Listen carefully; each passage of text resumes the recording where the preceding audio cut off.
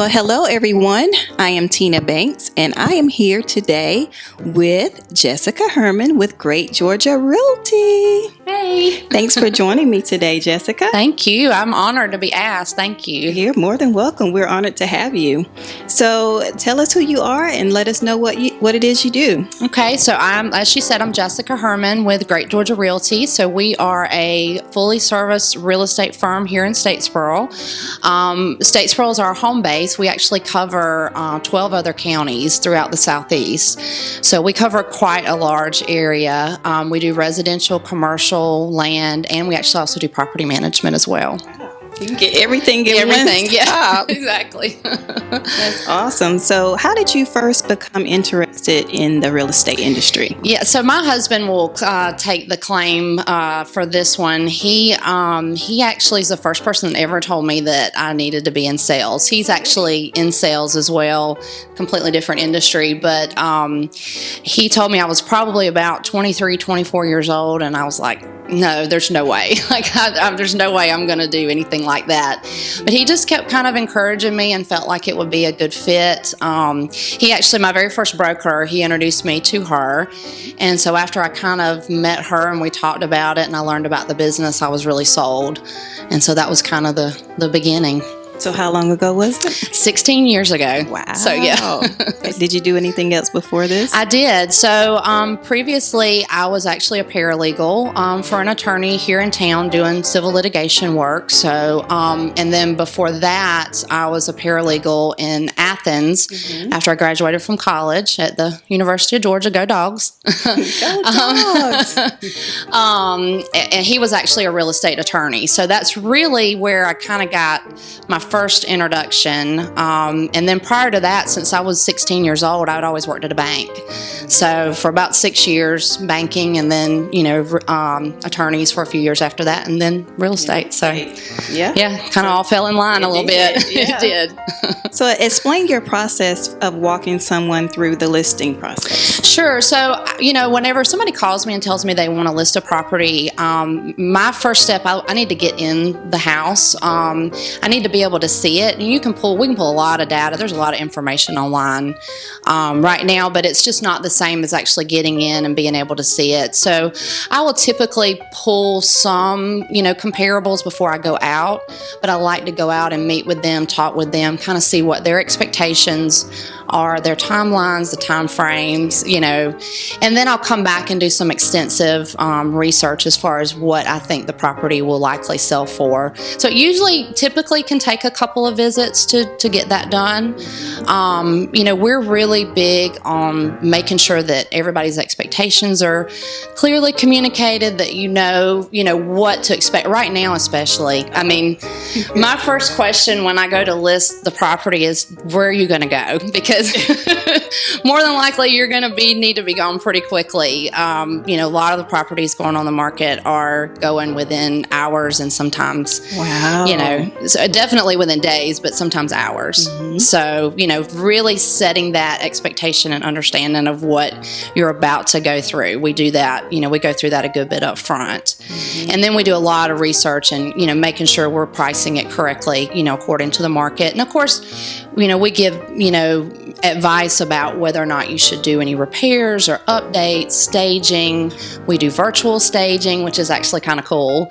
So if you have a vacant property, that can actually be really helpful and less costly, than the actual staging process. So yeah, there's a lot of different things that kind of go into that first, initial listing appointment. So can you expound on the staging? Yeah, so with virtual staging, we actually take professional grade, photos. So we do professional photography on our listings, and then we actually upload them. And it's really better if you could see a before and after of some of the stuff we've done. But most people, even people that have really good eyes, cannot tell. I mean, it's kind of amazing, and we can customize it depending on the style. So some houses may be more farmhouse or more modern, and then with the actual staging itself, we can come in and help you with the things that you already have in your home. Most of the time we find that we take out more than we put in, because we all tend to collect a lot of stuff. I'm guilty of it too. I'll raise my hand to that. Yeah. So I think that, it may not be as important in this market because properties are moving so quickly, but if you can kind of get that aha moment when people walk in, it can really make a big difference on, where your price point will end up. Because a lot of the properties right now we're seeing going even for more than the asking price. It's that competitive. So it's a great time to be a seller. Seller's market. Exactly. If you're thinking about it. It's an excellent time to be a seller for sure. So are there seasons or times of the year that are best when it comes to buying or selling a property? So with selling, and I guess and with buying, we've seen the springtime is, always been kind of common. Now, I will tell you that COVID-19 threw a big sort of monkey wrench into everything. So we don't really see, it's not a typical spring market that we're dealing with right now. So we're in a real lack of inventory situation. So, prior to COVID-19, spring would have been, probably the busiest time. It continues on through summer because if you think about it, a lot of people will move while children, are out of school, move in school districts. So summer tends to be really big. And I think a lot of times people discredit, fall and winter thinking, well, it's not really a great time. But what we'll typically see in a normal market, what we'll typically see is less properties on the market. So the buyers usually have more of an advantage. So there's always, we say all year, every month is a great time to buy or sell, but it depends really on what the current market is. And right now this is really a market that I don't think anybody has seen. So yeah, that would be a check with me at the time and I'll let you know kind of thing. All right. So why should people list with Great Georgia Realty? What sets you guys apart? So, I would say first and foremost that our commitment to 5-star, service before and after the sale. I think that's important. I think it's easy to do, during while you're going through it, but we work very hard to make sure that you are extremely satisfied throughout the process, that your questions are answered. And, honestly, we don't have banking hours. I can tell you right now, I'm working 7 days a week, it's nights. Whatever it takes to get it done. That's kind of what, committed. Yes, very committed to making sure that timelines right now are extremely important. It can make the difference on, getting the property versus not getting the property. So I think that making sure that we're able to, help the client when the client needs to be helped is number one. Getting those questions answered and in a timely way. After, we love to love on our clients even after the sale. So you spoiled we do. So we do lots of, events and activities and gifts, and we look at it as a very long-term investment in our clients too, because, we want to have raving fans. Definitely. It's important that they're satisfied, but we really want you to be a raving fan, when you're finished. So, some of the things that, we try to keep you informed throughout the process. And then we really try to, again, it's all about expectations, right? Right. So when I'm meeting with someone new and everybody here in the office, encourage them to do the same, is to figure out what's your expectation. What are the ways that you prefer to be communicated with, so that we're doing that. And then again, on the listing side, I think, the marketing is really important. We do a lot of social media marketing. Yes, you do. We do. We try very hard to make sure that, we're pushing, we do lots of ads. We do lots of course, the professional photography, videos, drone footage. Wonderful. Thank you. Yes. We try. We want to make sure that, it's the biggest, thing that someone will do financially, typically in their lifetime. So we just recognize how important it is, and we want to make sure that's being communicated. Yes. And you're doing a great job of it. So tell us about Great Georgia Flavor Day. So I love Great Georgia Flavor. That actually was an idea that came out of COVID. So probably we started sometime in the fall, and we wanted to see how could we give back to the communities. And specifically, we were thinking about restaurants and retail because they were some of the ones that were the hardest hit. And I guess in thinking that, we look at ourselves not only as, being a listing agent or a buyer's agent, but we're kind of like ambassadors to these communities that we are selling properties in. So people are leaning on us, like, where do we go eat? Where's the best shop? You know what? They are. They Especially do. when they're new to the area. When they're new to the area, they don't know. So, how can we know if we're not out and about and, visiting these places? And so, we did some brainstorming here at the office, and we came up with Great Georgia Flavor, which is where we'll go into the community once a month. And we will go to a restaurant, and then after we'll video, and we'll, sometimes we'll talk to the owners if they have time. A lot of times they've been so busy. But we'll shoot the videos, and then we kind of go into typically the downtown area and visit some of the shops and see what they kind of have going on, talk to them, video, and then we put that out on our social media pages to promote them. I mean, obviously it's a promotion for us as well, because we're supporting the communities, but the whole idea was behind really pushing these areas. And I've been amazed at the feedback that we've gotten, and I bet it's huge. It's funny because in the beginning, I think we got maybe a couple hundred views, on our first video, and I was like, I don't know if this is maybe this is a good idea, but it's definitely growing. And we have as much fun as anything. Yeah, I could tell you guys do. We're it's a win-win. Exactly. We have a good little dynamic here, group, so we just enjoy each other, and it's a win-win. That's right. That's what it's all about, Jessica. Yes. So share with us some more information about your new location and the process you've been going through to get it move-in ready. That's a good one. Back in December, we actually closed on a building. I know. I got to go through that process as a buyer. So being on the other end of it. Being on the other side, yes. So we're the new location is 110 South Zetterauer Avenue, and we're super, super excited. I passed by there and I see the progress. Yes. So what is the anticipated opening date? So looking at probably mid-July. Okay. Yep. So that won't be long. It won't be long now. So yeah, there's a lot of pieces, a lot of following up and making sure that everything kind of falls in line, and it's a little nerve-wracking. I'm not going to lie, but exciting too. I'm excited about it, and we're going to have kind of like the way things are set up here a little bit. We don't necessarily have like your traditional offices where everybody has a small individual office. You'll find a lot of times in our business that we typically are working out of our cars, we're working out of our homes, we're working out very mobile. Exactly, wherever we can work from. So we're going to have lots of places for people to be able to meet with clients, or agents to be able to meet with clients, and to have places to come in and land, do some printing, do some work on your computer, and then kind of get back out there and get to selling, which is what they want to do, what we do best. So yeah, I'm excited. It'll look a little different than I think most of your typical offices do, but we have to come back whenever we get it all done. Can't wait. And I mean, if it's anything like where we are now, it feels just like home. It doesn't feel like an office at all, Jessica. Thank you. That was what I was going for, 100%. Yep, you've achieved it. Thank you. So what is the difference between the agents that make it and the agents that don't?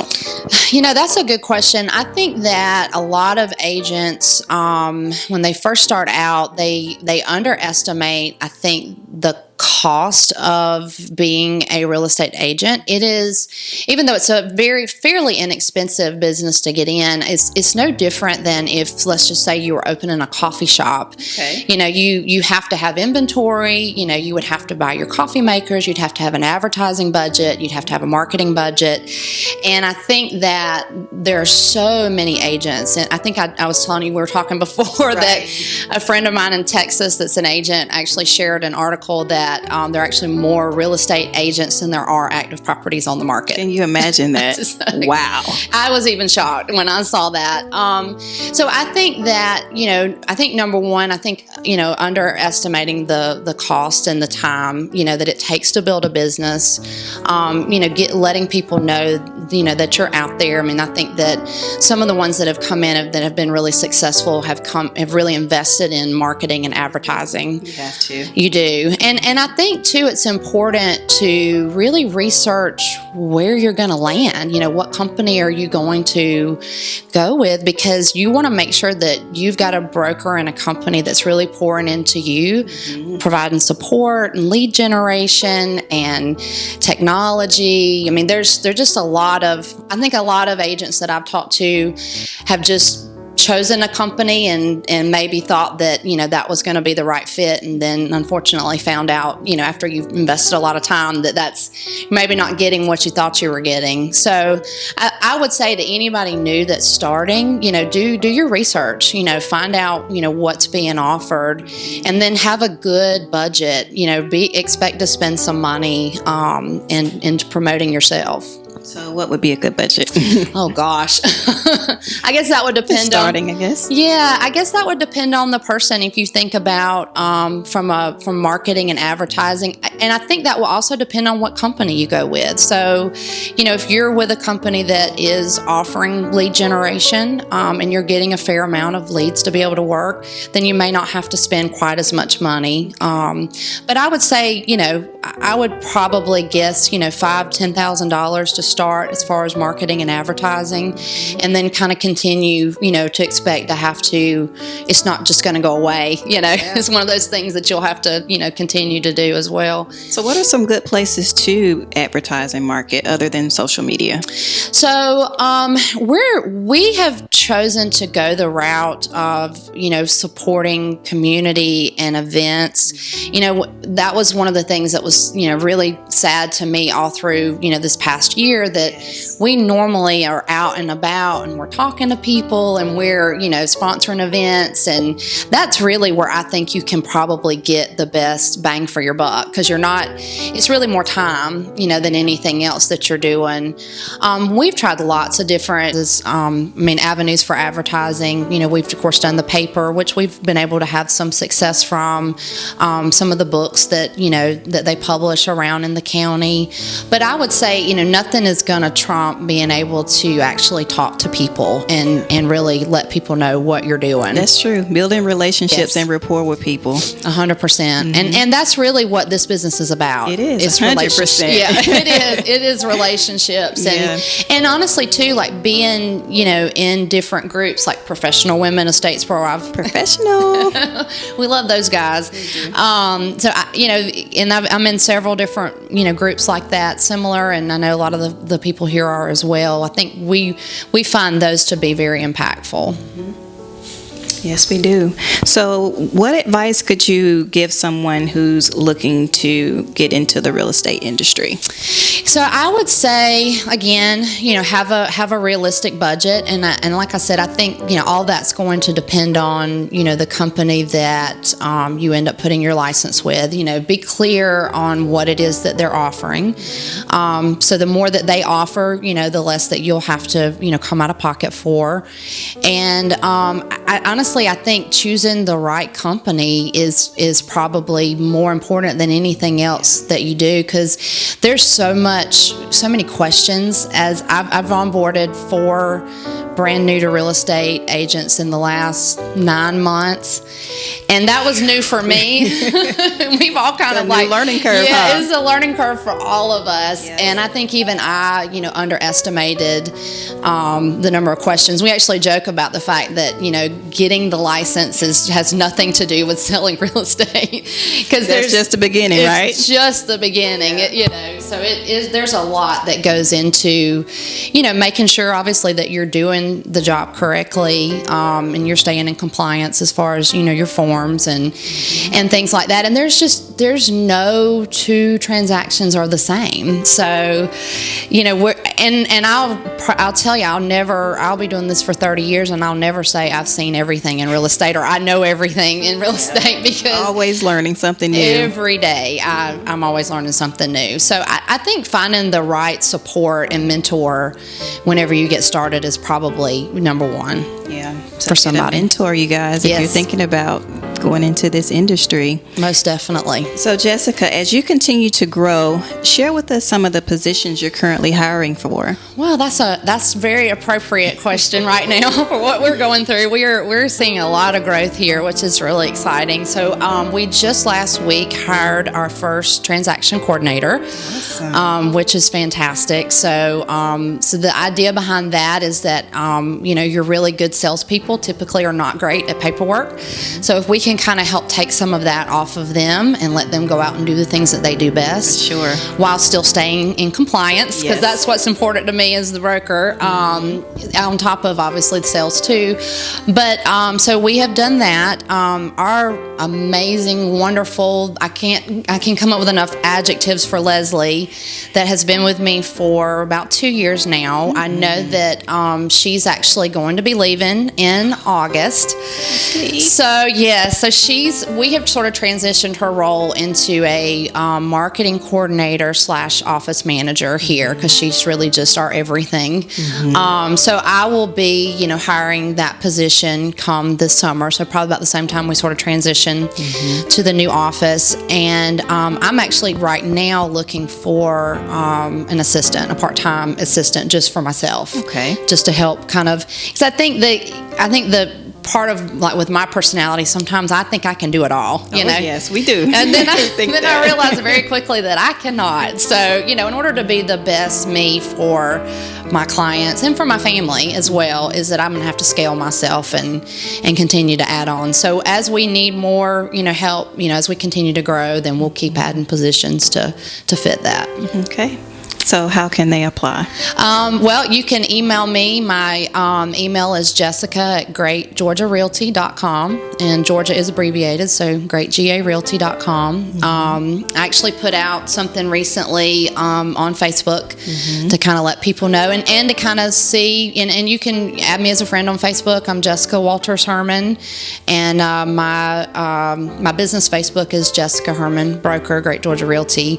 Okay. Feel free to reach out if you have questions. I am looking for a very specific, motivated, person that can take tasks and run with them, and a quick learner. So, oh yes, those are huge qualities. Yes, 100%. So what are your other social media channels that they can find you on? So I'm also on my personal Instagram, or my personal / business Instagram is Sold in Georgia, and we're also Great Georgia Realty on Instagram and Facebook as well. Okay.